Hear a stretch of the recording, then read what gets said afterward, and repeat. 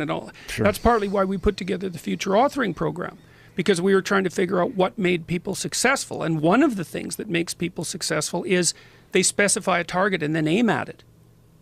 Right? Because if you're all over the place, we do know in a relatively functional society like ours, we know what predicts success. IQ and conscientiousness are the biggest predictors of success.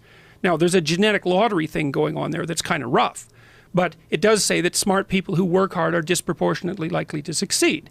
And then you might also say, well, you want to remove the impediments from people who have those capabilities so that they can move forward. And one of the predictors of success as well is to decide what your success is going to be and then work hard in that direction. And that actually works. So I think that is a very useful thing to do. And that's, well, like I said, that's partly why we've been working in that direction.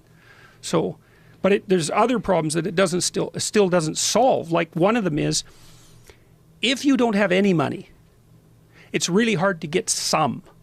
Like once you have some, it's not so hard to get some more. But if you're at zero, Jesus, man, you're in the reverse situation.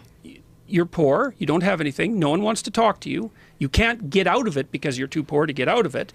You know, you're penalized by the economic system because you can't even afford to start playing the game. You're stuck at zero, and you can't get out. And the revolutionary types, you know, they go to the people who are stuck at zero and they say, hey, you're stuck at zero, why don't you burn the whole goddamn thing to the ground? Right. Because maybe in the next iteration you won't be stuck at zero. And for young men, that's a hell of a call. Right. Because they're already, let's call them expendable biologically, and that makes them more adventurous and risk-taking. If someone says, and maybe that's why they wear the Che Guevara t-shirt, it's like, hey, I'm stuck at zero.